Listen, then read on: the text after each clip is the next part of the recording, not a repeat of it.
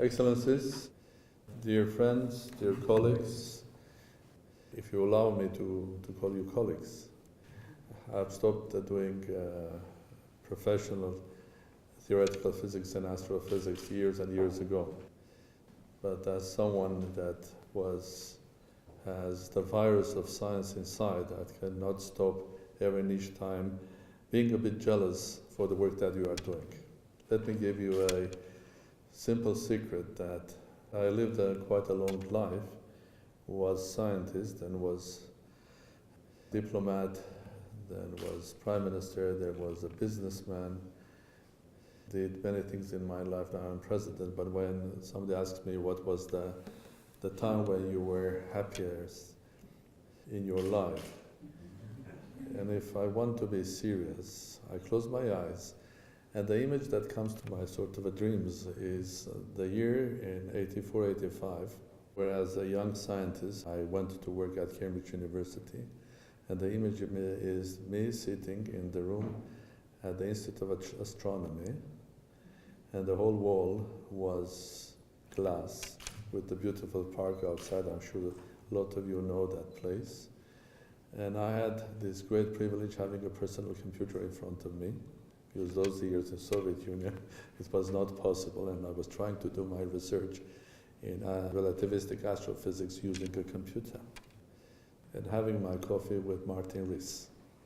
So I think that was sort of a heaven. You don't think about economy, you don't think about politics, you don't think about daily life, you are just a free philosopher thinking about the structure of the universe. So somehow I'm jealous of you. You can take that with you. Now I think this beautiful two presentations that were here, as a fellow astrophysicist, I would like to thank you. First of all, the organizers of this conference. Workshop, conference, doesn't matter. It's not the size, it's the quality. And here, of course, my thanks would go to Felix Aharonian and to Frank Rieger, to Volkswagen Foundation, and to Russian Armenian University and University of Munich. As far as I understand, they were the ones that organized this workshop. And my message will be, come again. Because I would like to thank all of you to making sure that Armenia is still an astronomical or astrophysical power. And I'm dreaming of a day that Armenia once again will become an astronomical superpower. And I believe in that. And of course, for that we have to work very hard, both here in Armenia, and strengthen our relations and cooperation with the world.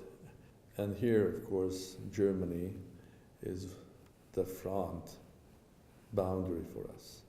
I mean, it's not physical distance. From the point of view of science, Germany is very close to Armenia. So this was as a fellow astrophysicist. As a theoretical physicist, I will look at says, so what's the big fuss of this? We knew about this 100 years ago, that they exist. But the reality is, of course, we knew those who belong to the community of theoretical physicists. We knew about this, even belonging to the school of theoretical physics, relativistic astrophysics, Burakan school. In any case, I always knew that one day we will see this. But the reality is this is a tremendous step in helping to develop generally physics and our knowledge of the universe and ourselves further down, further and further and further. So it opens new doors for development. As a fellow human being, I look at this and say, well, this is fascinating. This is black hole. Wow, indeed it's black. There's nothing there. Now, as someone that has lived also life in business, politics, public life, I'd like also to share with you with some observation that black holes exist not only in the universe. They exist in social life. They exist in economic behavior. Sometimes there are holes where economic means or money goes and disappears. It's very difficult to find where they are. It exists even in public life as well. So public life, what I have discovered as a physicist, is as complex as the world, as the universe. And I've discovered also something interesting, that the laws of nature, the laws of physics, could be applied to describe public behavior as well, which is strange, but it works. I've spent some time doing some research on that one as well. And then as a president of the Republic, I look at this and say, fantastic, here I am in the beautiful building of Matenada with fellow scientists, and we are speaking about things which are important for Armenia. I mean, this beautiful picture would have, or discovery would have not happened if it was not just pure astronomy. It's a complex technological achievement when you are using, as far as I understood the technique, you are using multiple telescopes which are based on the surface of the planet. In some sense, you are using the whole planet as one big telescope, and you can do that if you have complex mathematics. I mean, you can do modeling of mathematics, a sort of a basic artificial intelligence. And I do believe this is wonderful, and I think this is another sign that the future, not only in astronomy, but in our daily life, will be depending on the new achievements of science and technology. That's why from day one as a president, I'm preaching that this country has the potential of becoming one of the leading countries in the world. Why? Because I believe that today we are facing a new world where the great achievements of the 20th century, be that in theoretical physics, chemistry, and other sciences, biology, are becoming tools of research, and we're just really seeing the results of them. I mean, the whole idea of mathematical modeling, artificial intelligence, combined with the high-resolution telescopes and their network, brings us to a huge discovery. The same will happen in our daily life tomorrow. And because the world is entering a new sort of era, more or less, not exactly, but more or less, everybody has the same chance. So I think even a small country like Armenia, if its focus is well, and if it looks at the basics of our needs, which are education, scientific research, education, new technology, and involving the best technology which exists in the world and connecting with that best technology, best scientific research in the world, I think we have the chance of becoming one of the leaders. Small, but sometimes small can be beautiful as well, because it can be managed better than others.